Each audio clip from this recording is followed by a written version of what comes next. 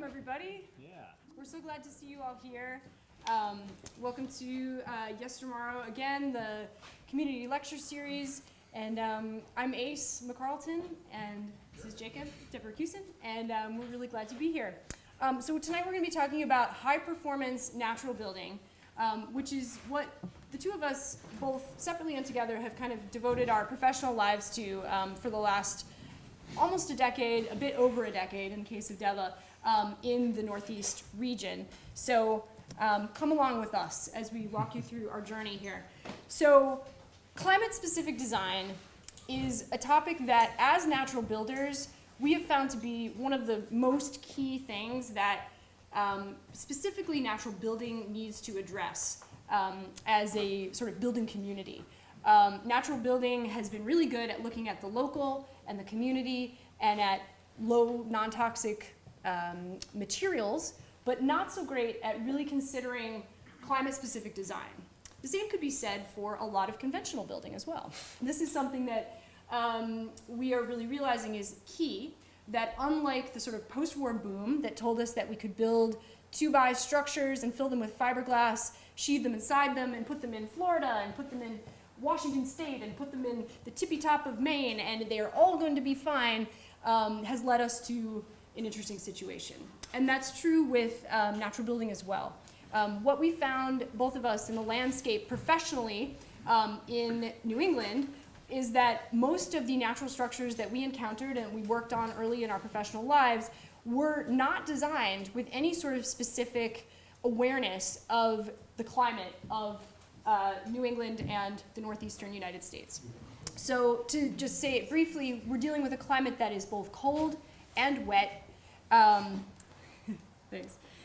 Both cold and wet, and certainly colder and wetter than a lot of the southwestern region of the United States, looking at Santa Fe, New Mexico, and Arizona region, where many of the early natural buildings, straw bale, natural plasters, and adobe and cob structures initially sort of sourced when natural building had its resurgence in sort of the 60s, 70s era.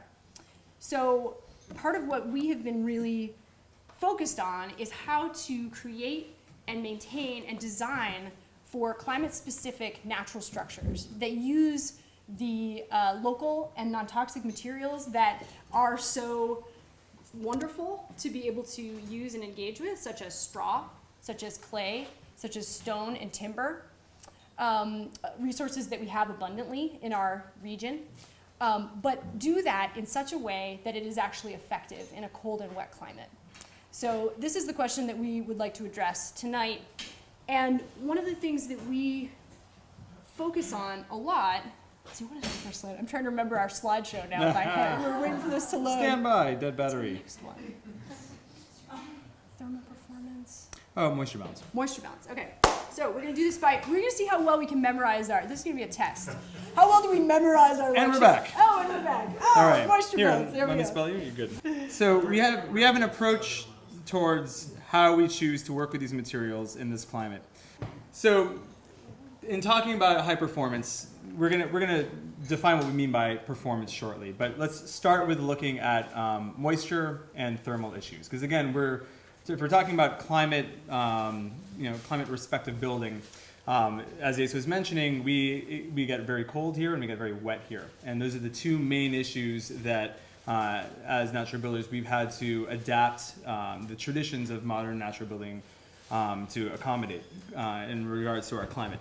So as far as moisture goes, sort of the governing approach in conventional construction is sort of the impenetrable fortress approach. And you basically don't let water get in, and that's it. And if that doesn't work, then you may have a couple of backup strategies either by default or by design, but essentially it doesn't go a whole lot further than that.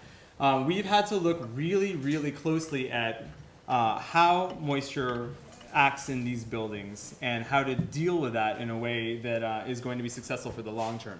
So we take a more of a balanced approach of how we deal with moisture. Of course, we try to keep moisture from getting in the first place. That's the deflection strategy. That's the moisture that you don't have to get rid of is the easiest moisture to deal with. Presuming that there will be some degree of moisture getting into the structure, we provide mechanisms for that moisture to be able to dry out. And we also work with a strategy that allows there to be some safe storage of moisture in the wall assembly, so that it's okay for there to be a nominal amount of moisture over the long term, or even an elevated spike of moisture for a short period of time without doing long-term and sustained damage to the wall system. So that's the approach that we're taking, and we accommodate our design accordingly. So the moisture control strategies, we've mentioned design a couple of times, but looking specifically at the approach that we take, there's kind of a quick, fun little colloquialism. The good shoes, good hat, and good coat that we use when thinking about natural buildings. So the good shoes refers to our foundation and our foundation detailing, and the transition from the foundation to grade to the bottom of the wall. And this area it's a vulnerable area, and it's a place that you really need to consider when thinking about putting, biodegradable materials close to that area. And that transition is something to really pay attention to in terms of moisture. The good shoes, the good hat, a really nice overhang, looking at that roof as the protection of that wall assembly and the durability and longevity of that wall assembly from any kind of moisture from the sky, rain, snow, sleet, what have you. The good coat, looking at how is it that we're detailing and protecting that wall assembly from the exterior. And in our case, and this is one piece that is really, all of these are specific to climate, but this is one piece that we have found there's a very key difference between the way that we build in cold, wet New England and the way that people were building in Arizona, which is that we use clay as our base coat on the plaster on the straw bales. And the reason for that is that clay acts not only as a moisture battery, as Deva was talking about in the previous slide. We look for places that can provide storage within that wall assembly, and clay is definitely one of them, because clay is an incredible earth material. It's a microscopic mineral that has ionic charges that attract water to it. So it is what's called hydrophilic. So clay on the skin, as a skin on the outside of those bales, draws moisture into itself. It has a tremendous capacity for holding that moisture. And then it also doubly allows that moisture to release into the air, because the other principle of clay is that it is vapor permeable. So it allows for that transmission of any vapor that would get into the wall assembly. And we're going to talk more about this, the difference between vapor, water, in a vaporous form, and liquid water form. But the clay finish is really, really important to our design in this climate. The other is a durable finish. So the clay needs to be touching the straw to help suck away any potential vapor that may have gotten into that wall assembly. But it's also important because clay, if you turn a hose on it, is going to actually run down the wall. It's not something that goes through any kind of chemical set. So there's no ability for it to stand up to liquid water. If any of this rain was running onto a clay plaster for a long amount of time, you'd be looking at some pretty serious erosion. So we need to not just have clay, but then also have a durable finish that is yet still vapor permeable, again, to still allow that drying to the outside. So we look at either siding as our finish, and that's a wood siding, most commonly, although sometimes a metal siding.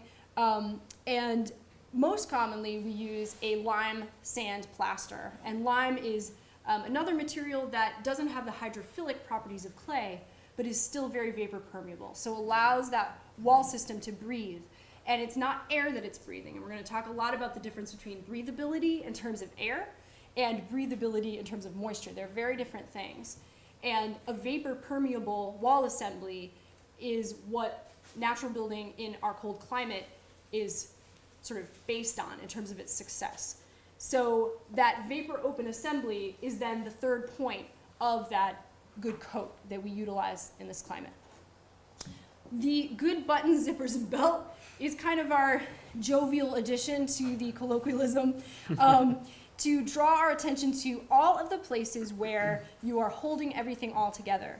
So it's not just that you have this good coat by itself, this good hat by itself, and this good shoe set up by itself, but actually it's the points where all of those connect and all of the places where we transist between different parts of the building that are actually the weakest and, potentially, there's the most action at the edges. So there's the most pressure, there's the most risk in terms of damage to the wall assembly itself, and also in terms of compromising the thermal envelope of the structure.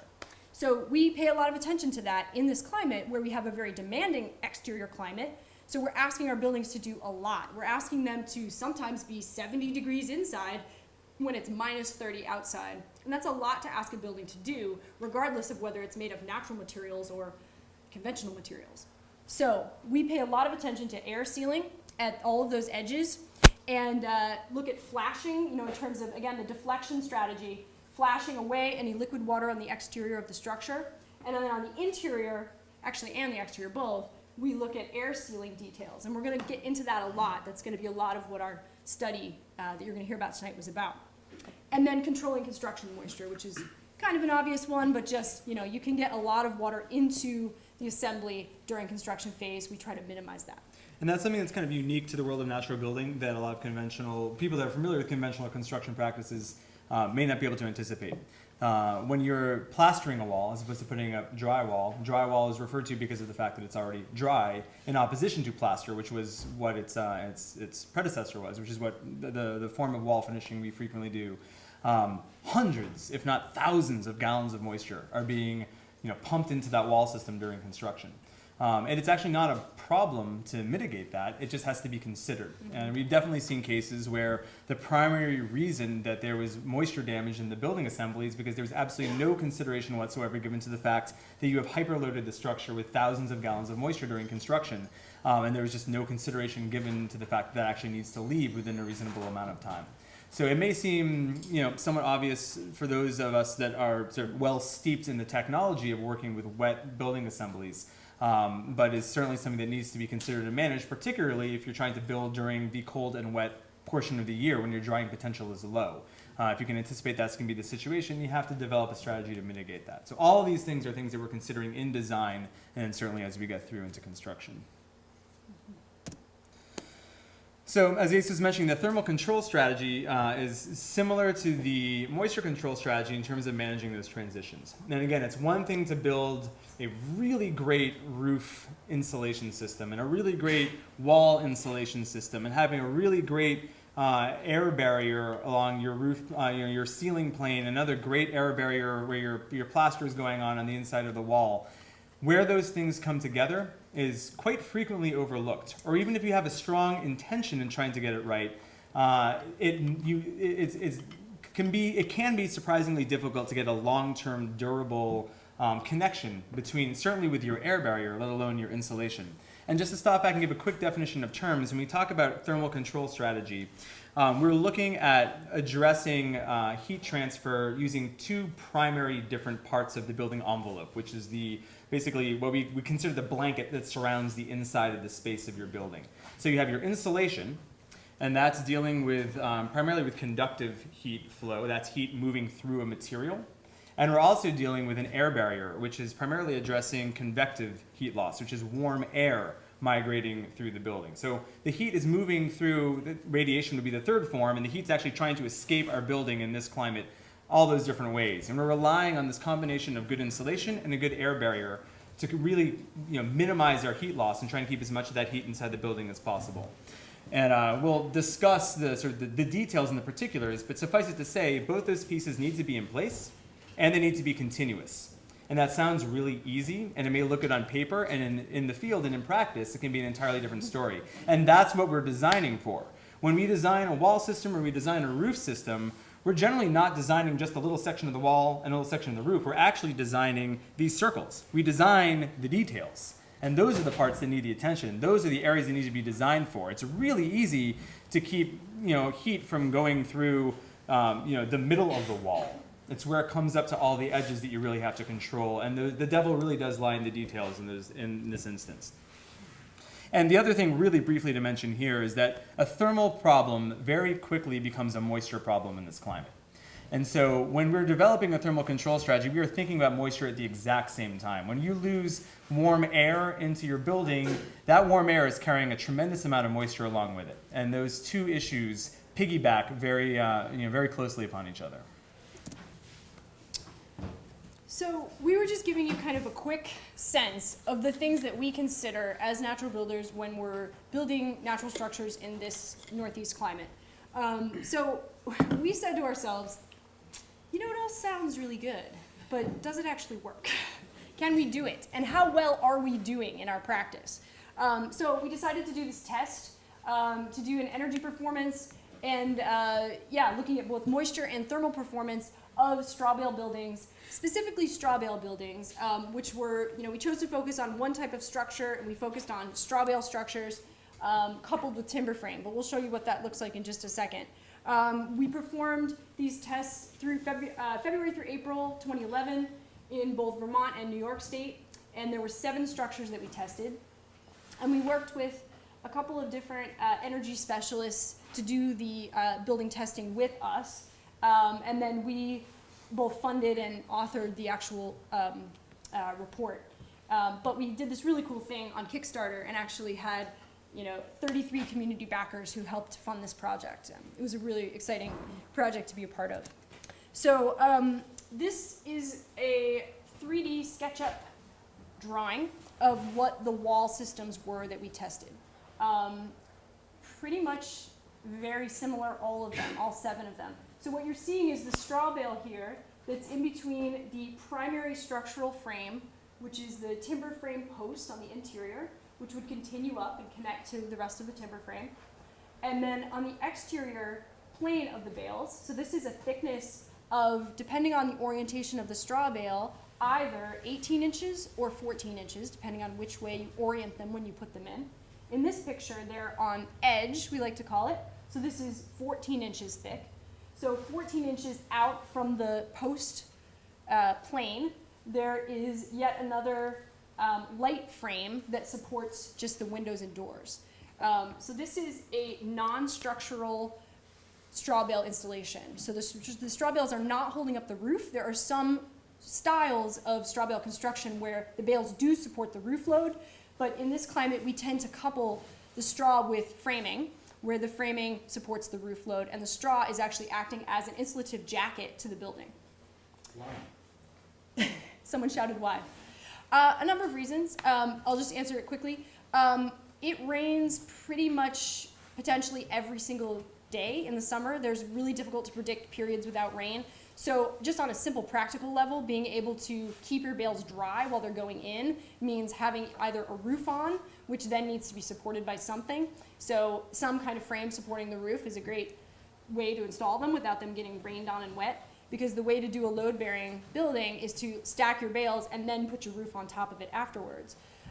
So that hasn't been practical for a lot of reasons. We've had colleagues who've rented circus tents and things like that, so it's certainly technically possible. Mm-hmm. It's just, we have colleagues that have done it, but... And prefabricated wall panels is another approach for that. Absolutely. We also here have a really, really great timber resource and a lot of really great timber framers in our community. So it's actually, stands to logic that load-bearing construction happened originally in Nebraska, where there were 0 trees where people were building. So it was out of necessity that style was created, and it made perfect sense in a climate where there were not a lot of trees. Here we actually have a lot of trees that can be sustainably managed and harvested, and we are very big proponents of supporting that industry in a positive way. So so that's some reasons. There are more too. So this is the basic assembly. The bales surrounding the timber frame, and then just a really light frame on the exterior holding the windows and doors. I spoke a little bit earlier about these air control details at the edges, the buttons, zippers, and belt. And what you're seeing here, this number 3 and this number 4, those are what we call air fins. And it's a term that has, as far as I know, been invented in the natural building community. I don't know that anyone's ever used it anywhere else. But it refers to a secondary air barrier. So in this system, our primary air barrier is the plaster. So here, this kind of beige color is the base coat of plaster, which I mentioned in the first slide is a clay-based plaster. And then number 2 is our top coat, or our finish coat of lime sand plaster. So this sequence of the plaster provides our primary air barrier. Oh, thanks, Kate. Look at that. Any kitties in the house? Kitties? Kitties? Anyone kitties? Batting around. Good times. So the primary air barrier, oh sure. Top button, I think. I thought I just got to chase it. Okay, so the primary air barrier, number 1 and 2 here, and here, number 1 and 2 there, you can see, is compromised at all of the places where it ends. So it's great all through here where it's continuous, right? This is great. Oh yeah, like there's no way that air is going to get through there. But here you come up against the edge of that frame, and what can you imagine? I mean, I don't know, someone can shout this out. What happens when wood meets plaster? Cracks, right. Why? And why? Wood expanding. Yes, wood's moving, wood's shrinking and expanding, and once the plaster dries, it's a masonry material, and it's stable. It will move when it's drying, but once it has dried, it does not move again. But the wood will. And so that joint is a tremendously vulnerable place where you can really get a lot of air and then moisture that is being borne on that air current into your wall assembly, compromising both your thermal and your moisture performance. So that's what we've been working on. How can we stop this? Because we really love building with this stuff, and it's great for a lot of reasons, and we want to be able to do it well. So these air barriers, which we call air fins, work at the edges, and we'll be glad to take questions about kind of how and all details. It's complicated, but just gives you a sense that this is how the system works. So we had a few goals in our study here. Again, as Ace was saying, we're trying to figure out how we were doing, how effective these strategies were. We were doing them based largely off of theory and some anecdotal and empirical experience, but without really taking a good hard look to the efficacy. And we changed our approach and changed different materials and changed sort of the quality as we'd gone on from year to year and project to project. So we're trying to get a good look at that. We really wanted to get a good sense of both the thermal and certainly the moisture properties of these buildings as they've been standing for 5-6 years. Because, sorry to interrupt, Yeah. but what's the first thing that everybody asks whenever anyone says straw bale?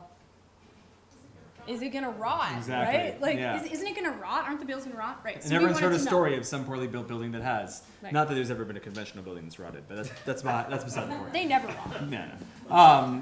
So we're trying to get a sense, we talked about how, an air leakage can also be a moisture issue. We want to actually see that. Where we see leaks in buildings, is there a corresponding moisture issue there? Can we find that? What's the relationship in the moisture content between the straw bales and between, in this case, we're looking specifically at straw bales again, and the plaster that's directly adjoining it?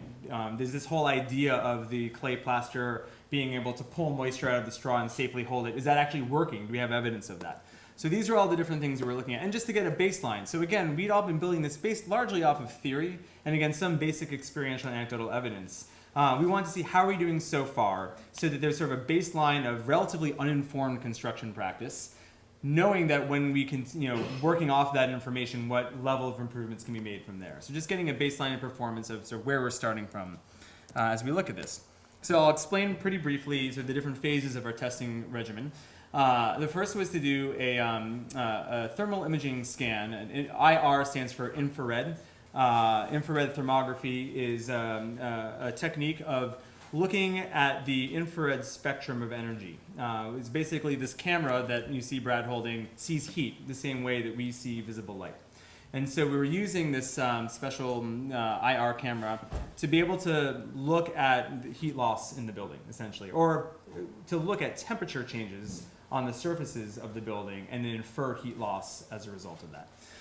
So we'd start by doing a baseline scan all the way around the building on the inside and the outside to see where are things starting from. We then set up what's called a blower door test. We have a lot to cover, so I'm going to be pretty brief around the discussion of this, but essentially it's a big fan that blows air out of the building to a set pressure difference between the inside and the outside. In this case, the standard for residential energy testing is 50 pascals. So the fan blows out, and there's little pressure sensors on the inside and the outside, and this fancy little manometer right here. Thank you. Look at you with a kitty toy. That will sort of read and calibrate all this information. And it gives us a reading of how many cubic feet of air are being blown out of the building per each minute to be able to maintain that pressure difference. So if the building was super tight, it would just need to puff out a little bit of air, and then it would be able to maintain that pressure difference. If you had 3 windows open, it's going to have to blow all of the air coming in through those windows out as well. So the bigger the number, the more leaky it is to maintain that same pressure difference. So that was one thing that blower door test gives us, is a sort of a general number of how the building, en masse is performing in terms of its leakiness, and being able to compare that to other buildings. And it also sets up a real world condition where you're inducing the equivalent of a 20-mile-an-hour wind blowing against the building from all directions, so that we can actually pinpoint exactly where those leaks are happening, which is another really important thing for us. Where is it leaking? Now that we have, the building was depressurized, it was a test in which the air was blown out of the building to set up a negative pressure environment inside the house and pull the air in. We then went around on the inside and re-scanned the building, and were able to compare the thermal images pre and post test to be able to see how much leakage is as a result of these convective losses, of these leaks. And it gave us a very clear visual and a very accurate temperature reading upon the surface temperature of the adjoining wall materials, of how bad that leak is and where the leaks are occurring. And everything is written down, and we're following him around, furiously scribbling, and a million pictures we're taking, and reams of data. It was very exciting. We also conducted a sort of a battery of moisture tests. This is actually not on the building itself. These are all finished buildings, but this gives you an example of the tool that we used.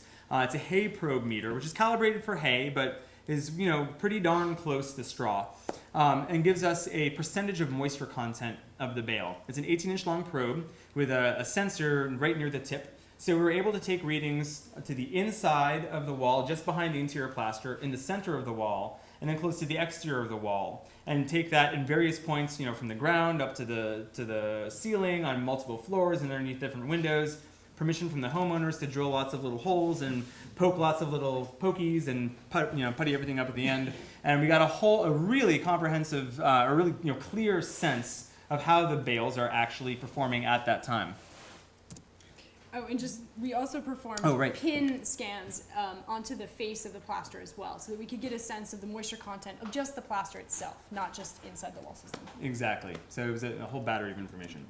And this is, a small percentage of the data that we received, and we looked at... It's a big, scary chart. We tried to look at all these, different conditions of these different houses taken on different days, different interior and exterior temperatures, which will all affect what our, thermal readings were looking like.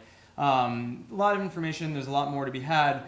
At the end of the day, we were kind of looking in terms of comparatives between different buildings, two numbers, the ACH 50 and the CFM 50 per exterior square foot.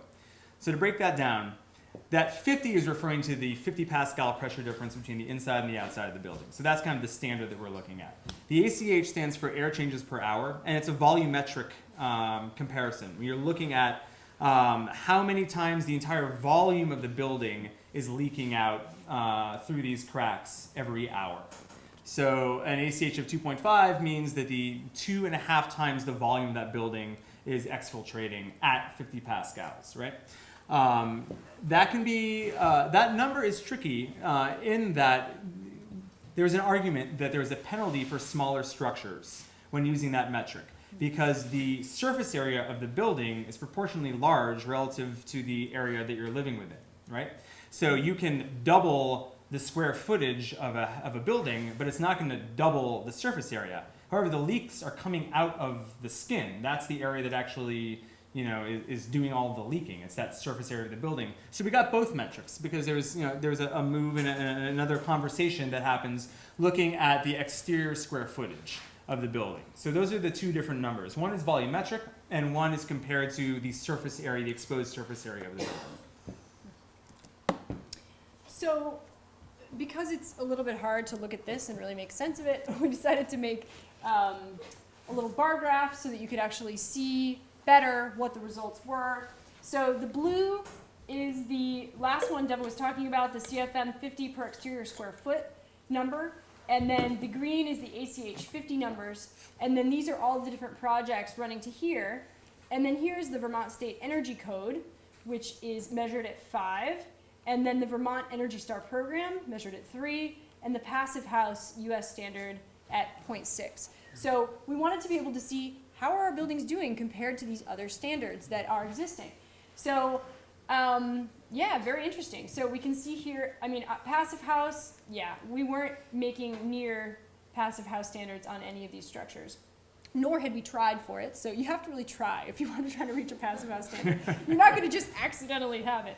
But just as a point of interest, we are hoping to try one. So Yeah. stay tuned. Getting closer. But looking at the Vermont Energy Star program at 3, we had 2 buildings that scored below that, the Middlesex project and the Brookfield project.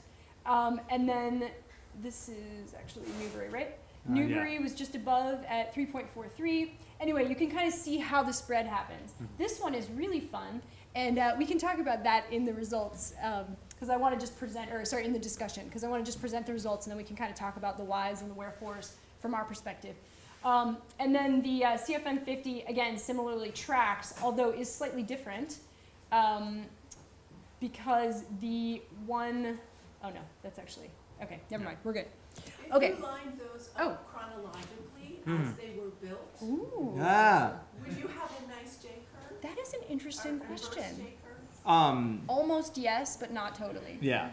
By these I results, get what you're no. driving at. Based But on your increased technology and knowledge. If you were to be able to measure just the performance of the wall systems themselves, absolutely.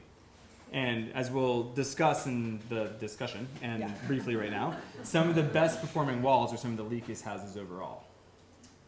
And that has to do with parts of the building, not the straw built walls. But we'll talk about We'll that. get there. So the moisture results, again, similarly interesting. We've got the yellow line is the exterior numbers. As Deva was talking about, we would push that probe all the way to the kind of outside edge on the inside.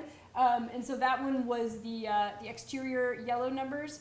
And then the middle is purple, right through here. And then the interior is green. And then you can see here for the straw moisture levels. So just as and then this is helpful, the mold threshold for straw is at 23%. It actually tracks very similarly to wood. Because, incidentally, straw is cellulose just like wood, cellulose and lignin fibers. So if anybody tries to tell you that straw is drastically different than wood, it's actually sort of not, the chemical basis. But yeah, they're just totally the same. Yeah. No. Then the decomposition threshold is 28%. So just above, just right here on this dark line. So again, very interesting for us to get these numbers after having had all these ideas of what the plaster was doing and how the walls were doing. And this one would track in terms of timeline if we did it in order, because the driest buildings are actually the oldest buildings, which is pretty neat. And we can talk more about that in the discussion and why that is. But again, we saw an interesting pattern here of the drier numbers to the interior, then going up a bit in the middle, and then our highest numbers on the exterior.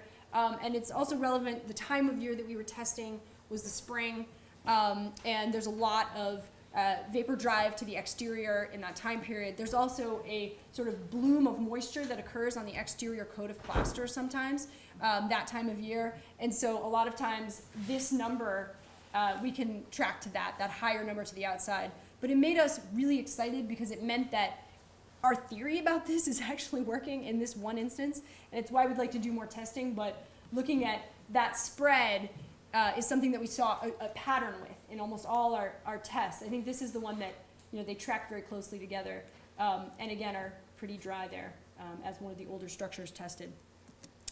Primary air leaks. So where did we see the leaks and what were they from?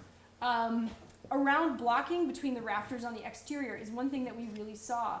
So in instances where in this case, there was an open soffit and it was not yet closed off, we were able to see the blocking that went in between the rafters, that they were not well sealed around the edges and that we're getting leaking there. And just a note of reading these infrared camera images, it's really important because the colors are so compelling, but it's really important to look at the scale on the right of the picture because they show really different spread in temperatures. This one goes from 43.9, almost 44 degrees, to 58.6 degrees, almost 59 degrees. And this one goes from 37.4 to 48.7. So different, and then there are some that will just be a spread of 5 degrees. So really important to look at that, which will code you to what the colors mean. It's also relevant to know what the interior and exterior temperatures are. If you've got 70-degree air being sucked into a 70-degree house, you're not going to see a temperature change, and you'll think that everything looks great, except that you're just not picking up that temperature change. So infrared thermography can be incredibly misleading and very easy to manipulate and to misinterpret, which is why you see For example, down here, the interior and exterior temperatures noted below the image. Oh, yeah. Or full disclosure, if you will. Yeah, snow, sleet, 58 degrees inside, 31 degrees out. And you can see here, this is the visible light image, so this is what it looks like, and then this is through the infrared camera, and same thing with here, same thing with there. Right, so around blocking between rafters on the exterior, around chimneys and plumbing vent stacks, we don't have an image of that, but that was something we repeatedly saw. It's a really difficult place to Every single building. detail well.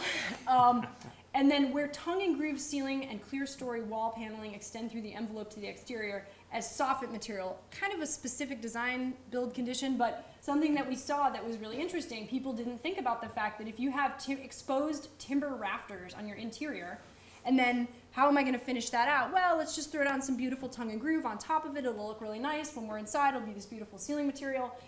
And then, well, let's just run it all the way out and box in our soffits on the exterior. What you're doing is running that tongue and groove board all the way from the inside of your envelope all the way to your exterior. And then because it's tongue and groove, you have these wonderful little gaps all along every single board. And so that was something that we saw here with great clarity. Plaster details specifically tended to fall. There's a few different things we saw, some around windows and doors and whatnot. A lot of them were where we'd find timber frames connecting, where we'd find different elements of the frame coming in junction with each other.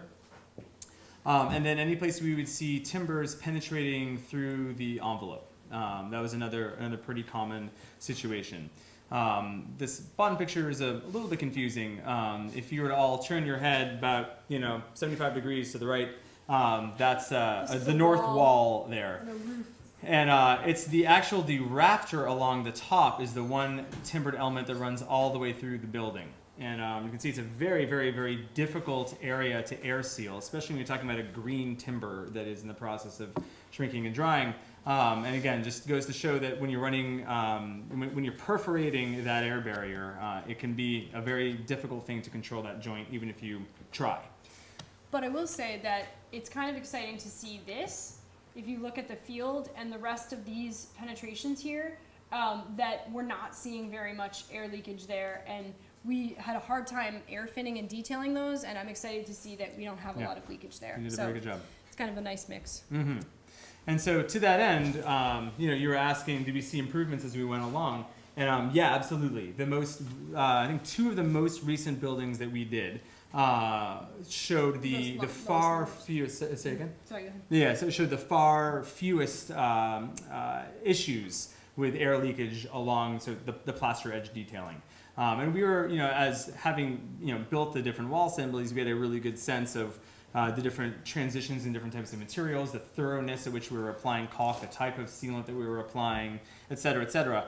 In this one building, these are the only deviations we saw along any edge of any plaster. Again, referring back to that scale, it's about a 4-degree temperature difference at the top, give or take, 4.5 degree, from the warmest to the coldest. Along the bottom there, maybe about a 5-degree difference. And you'll note that along the bottom, the biggest leak is actually in the timber frame itself. And that's one thing that we learned, is that it's not simply enough to get a good seal to the timber frame. If your timber frame joinery is in and of itself not airtight, which most timber frames are not expecting that your timber frame is going to have airtight joinery, that's going to be a weak link in your thermal envelope as well. So again, this all makes perfect sense once you're thinking about it in abstract. Sometimes it takes a blower door test and some thermal imaging to really drive that point home. So it was very helpful for us to see that in some cases it was actually the timber frame itself that was the weak link, and that the plaster transitions to the framing we'd actually done quite a good job with. It is an extra level of detail to have to get that sealing done. It's a lot easier to just slap the plaster up and have it stop at wood.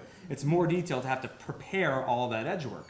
And one of the things we were hoping to find was that effort was actually worth it, and that was definitely supportive of that. A good investment. Yeah. And so getting back to that initial look at the actual blower door test numbers, what we found that actually this building in particular, these are the only issues we found in plaster edge detail thermal bypasses, and that had a blower door test result of about 6.8.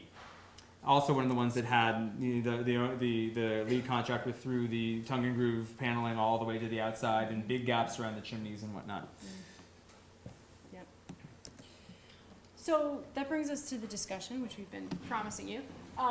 So in terms of thermal performance, to just kind of discuss what we concluded from this, is that really overall a holistic approach is needed. So much like that first drawing that we showed you where you wanted to not be able to take your finger up off the page to trace all the way around that thermal envelope and go through those little circled areas and have that be a continuous air barrier in all those transitions, we really need in these structures a holistic approach. So it's not that you can just, commonly we are called to install the specific straw bale part of the building, but not necessarily detail the foundation and do the timber frame and, put the roof on, although occasionally we are also. But many of these, we were not any part of that. And so attending to all of those levels of the process in order to create a really high performing structure is needed. In the case of straw bale, as in the case of any building, right? Right. Straw bale wall assemblies and their detailing were not the main source of leaks. That's the other thing that we found, which was nice to know that we're not wasting our time detailing these edges and thinking about the stuff in the way that we're thinking about it, that it actually is effective. And the moisture tests, which we're going to talk about in a second, were actually doubly confirming of that for us.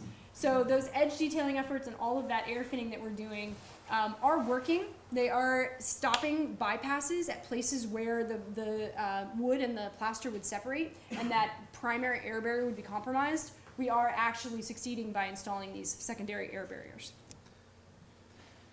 And so the moisture results were again very, very encouraging. And as Ace mentioned, we were testing these walls that we were perceiving to be the worst time of the year, when all the frozen condensation was finally starting to thaw. And anecdotally, we'll often see in plastered wall assemblies moisture spotting on the exterior in leaky buildings in the early springtime, when all that condensation starts to thaw out. But when there's still issues of enough temperature extremity to continue to be causing condensation problems. It's one really nice thing about a plastered wall system is you can actually see if there's a problem and then deal with it. So that's a benefit to us. We found our walls were all performing really, really, really well. We saw that one big spike, and it's good to know that there was a tremendous amount of construction moisture. There was actually an entire coat of interior plaster that was applied to the building about 6 weeks prior, and all the base coat was applied to about 3 months prior to that reading. So as you can see on the interior, the moisture was already down to about 11%. And was working its way to the outside. So there's a tremendous amount of construction moisture still in that wall assembly. As folks that are familiar with building testing know, thermal and moisture performance takes a good year or 3 to kind of normalize for all that building construction moisture to dry out and for everything to perform the way you'd expect to in stasis. We saw some really great and encouraging results about the relationship between the humidity, the moisture content of the straw and the moisture content of the plaster. And there's a number of instances where we found plaster that was saturated on the exterior. One, there was planking underneath a drip line adjacent to a wall that was splashing and saturating the wall. There's a couple of other conditions where the wall was just heavily, heavily, heavily wetted. And our pin and scan tests confirmed there's about 100% moisture content of the plaster. The adjacent straw would be anywhere between 14 and 16.5% moisture content. So we were really seeing that repeatedly through a number of different structures is very confirming to us that, yes, it is indeed working. That safe storage approach was actually working. And that plaster is doing its job of, even under saturation conditions, not immediately transferring that moisture to the straw that was directly adjacent to the plaster. So that was very confirming. We also saw a couple of places where there were cracks in the plaster that hadn't been mended or obvious leaks in the plaster on the interior. Where we were confirming through our IR thermography that there was indeed air leaking through that part of the plaster. And we did moisture testing at those junctures and found a small but significant elevation in the moisture content in that region of the wall. And so that even though in one building in particular there is a full house ventilation system running, that there is still some moisture accumulation happening as a result, what we perceive to be as a result of that air bypass. So it really isn't enough to just say, oh, we got a bunch of clay on it, and it's got a ventilation system, everything's going to be fine. Well, it may well be fine, but that really chasing down those cracks actually does matter. And that the more tight you get and the higher performance you get, the more those details really do make a difference. And that there is a direct relationship between thermal bypasses and moisture accumulation in the walls. And we were able to see that, pretty clearly. At least that was our conclusion from the results that we saw. Question? Where you did notice significant air leaks at especially framing joints, for instance. Mm-hmm. Did you do any moisture testing of the framing, the wood framing? We did not.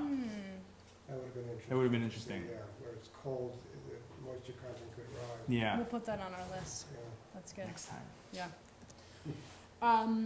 Okay, so recommendations. I mean, this is sort of what we've been talking about, but just to reiterate, designing for performance. So even if you're doing as our colleague Ryan, who's just co-teaching with us, would say, an oofy groovy straw bale house, you're going to want to design for performance. You're going to want to think about a continuous air barrier. You're going to want to think about that insulation envelope as being continuous and as being hefty in terms of its insulative value. That both of those things are important for thermal performance. And in terms of longevity, that minimizing those transitions, not setting up so that you have to do all of this crazy detailing and crazy attention to all of these different transitions.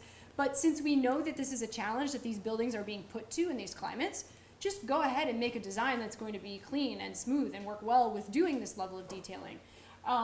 So minimizing those transitions, thinking about, do I really need to change this material to that material in this moment right now, or can I do that in a different way that would help to support that area? Managing the transitions that do happen, so paying attention to flashing, not creating areas where snow is going to pile up on the exterior of your building and saturate your plaster, for example, are important details to include in the design. Protecting that plaster from damage, as Deva was just saying, we did see that plaster that had a crack or had a ding in it, if it went all the way through that air barrier, we did see that there were air bypasses that were going through into the straw wall. So protecting it from damage, doing smart things like sometimes using corner boards rather than wrapping that plaster all the way around the exterior, using trim at the windows to protect the edges of the plaster so that it's protected by a more durable material to impact, and then using really quality materials. So that comes into sourcing and mixing and learning how to do really good plasters and really good mixes, both clay and lime plasters that we use on natural walls. And then further testing. So where can we go with this? We need to maybe go back and look at the wood near the area where we saw that thermal bypass and what was the wood's moisture content.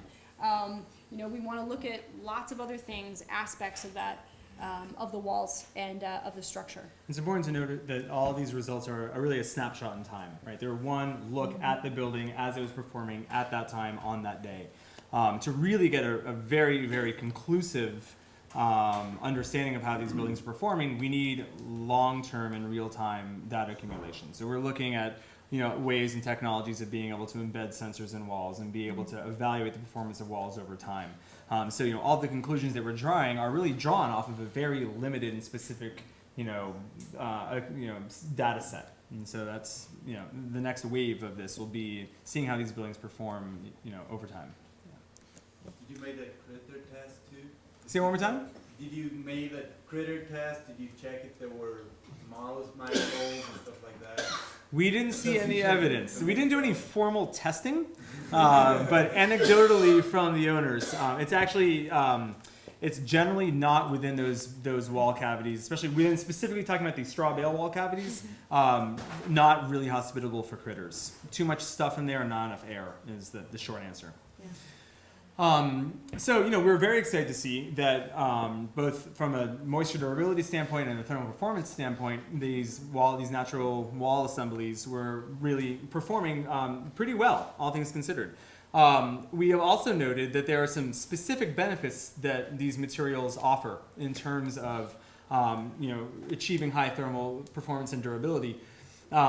I have seen sort of a profligation of airtight or sort of air performance detailing that relies on very expensive, high-tech tapes that are manufactured overseas and embedded within the wall system, and that are essentially relying on the longevity of the glue on that tape for the entire long-term durability of that wall system to be maintained.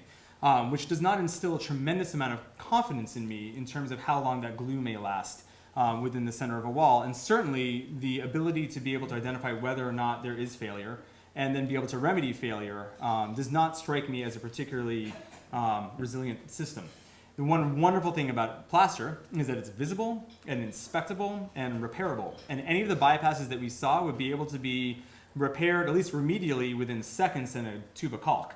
And then certainly to a nice, fine visual aesthetic within, maybe an hour. And that goes a very, very long way when you're looking at high performance design. It's one thing to get it right upon sale or completion. It's another thing for it to maintain its performance over time with transfer of ownership and change of use pattern within the building. And that's an issue that we have not seen adequately addressed in a lot of the high performance details that are being promoted. We also have a material that is incredibly flexible during its application and then is incredibly hard and durable and resilient once, upon drying, which is, again, you often have air barriers that are very rigid or that are very flexible but weak. And we have the opportunity here for a material that can achieve both of those when needed. And that's actually a very valuable characteristic for an air barrier to have. Again, we've talked about its ability to safely store moisture, to be able to draw moisture to itself and away from more vulnerable parts of the wall assembly, and then be able to effectively release that moisture back out to the atmosphere when the drying conditions are made present. And again, very, very, very helpful in this climate, both from protection of the wall from exterior moisture as well as mitigation of condensation that may form on the interior of the wall, which is a big concern here. You are handed just by virtue of the construction. No, it's just I just got sleepy because we're not touching anything enough. We're right here. We're with you. Come on. I'm gonna let you drive. Yeah. Amazing. Of all the presentations I've given, I've never had this much trouble ever. You all are witness to a rare event.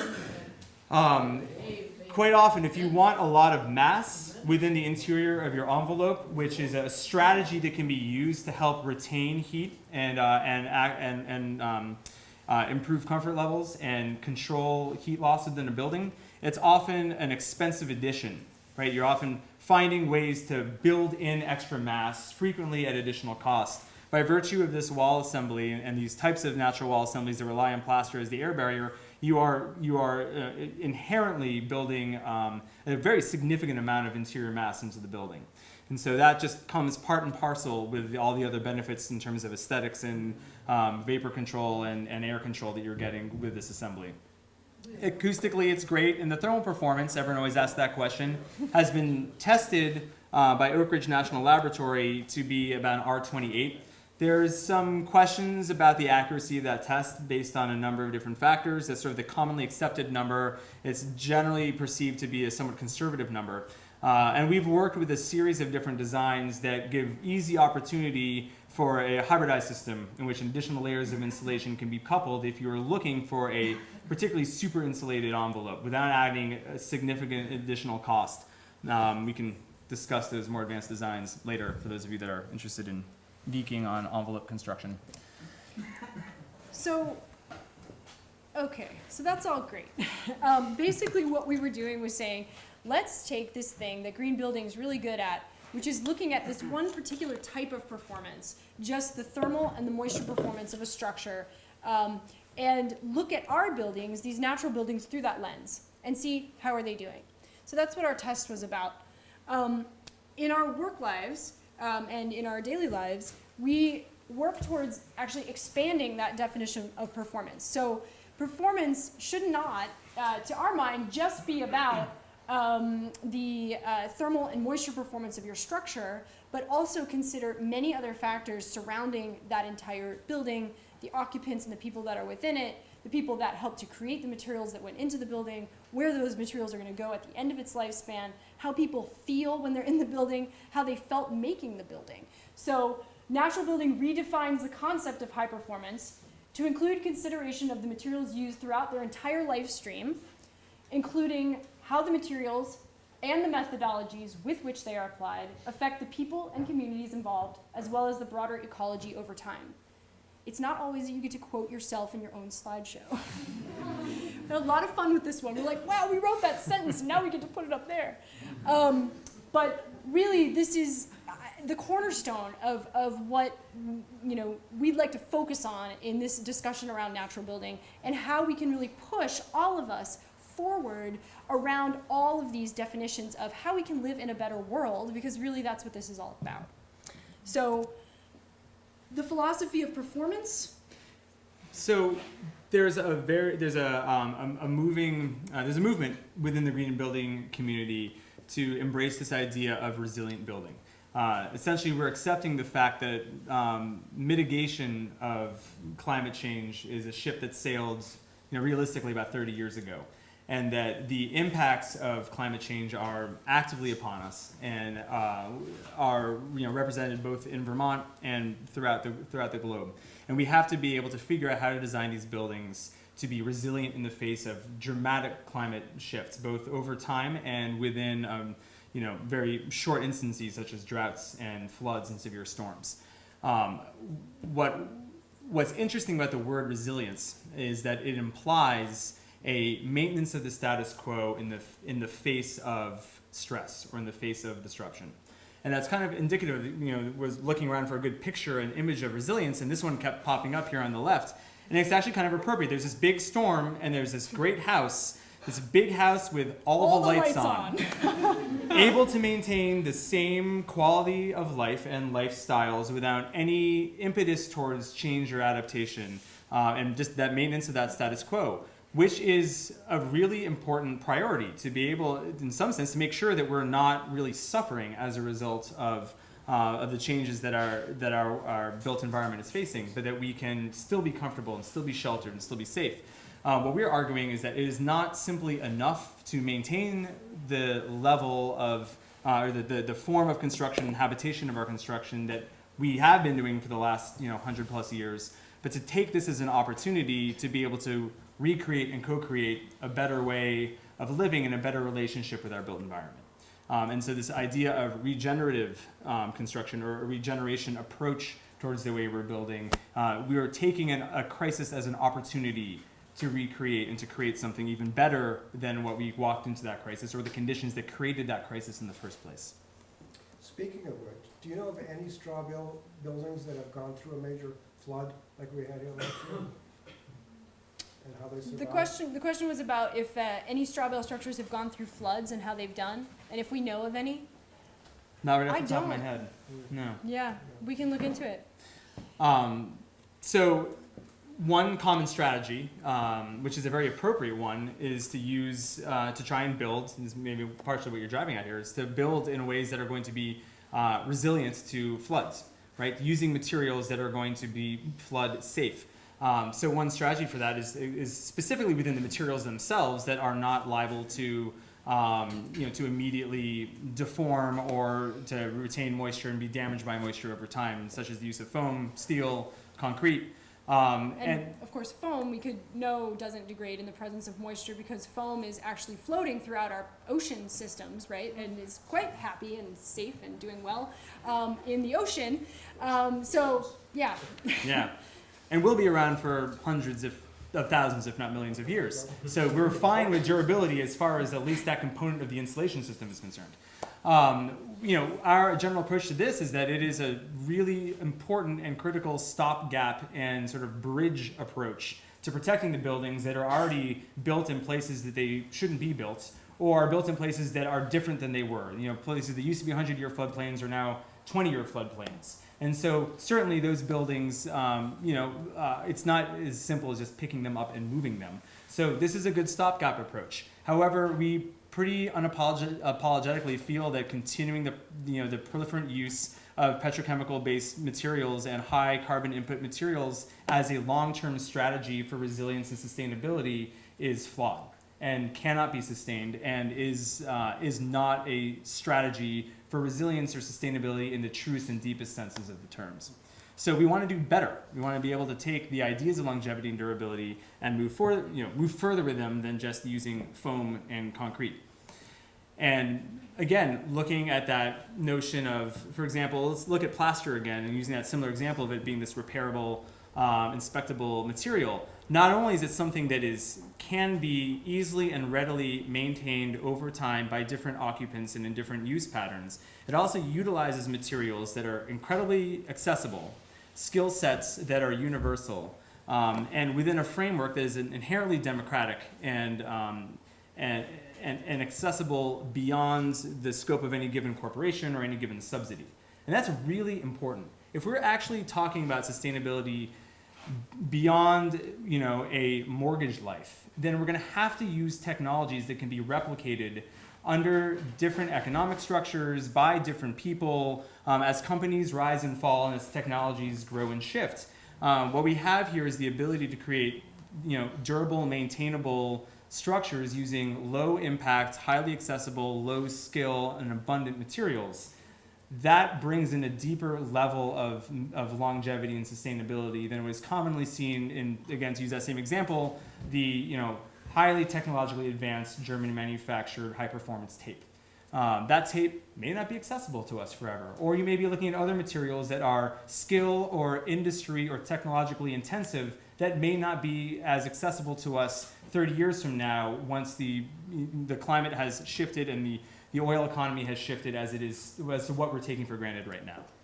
And just as a sort of an anecdote to put this within kind of the building community, we were in Boston earlier this spring at the NESE conference, which is the Northeast Sustainable Energy, is it Association? Yeah, Association. And I listened to a talk where resilience was the topic. And I was really excited to be there because I think it's really important to start to think about our built ecology as something that is needing to evolve and needing to move and be responsive and in relationship with what's happening in our broader world. So I was really glad to be there. And the example that was offered as the resilient structure, as an example, was the theater in downtown Brattleboro in Vermont that had recently been built with all concrete and survived the flood because it was concrete. And I was sort of like, what's that? And foam insulation. And foam insulation, concrete and foam insulation. What that brought to my mind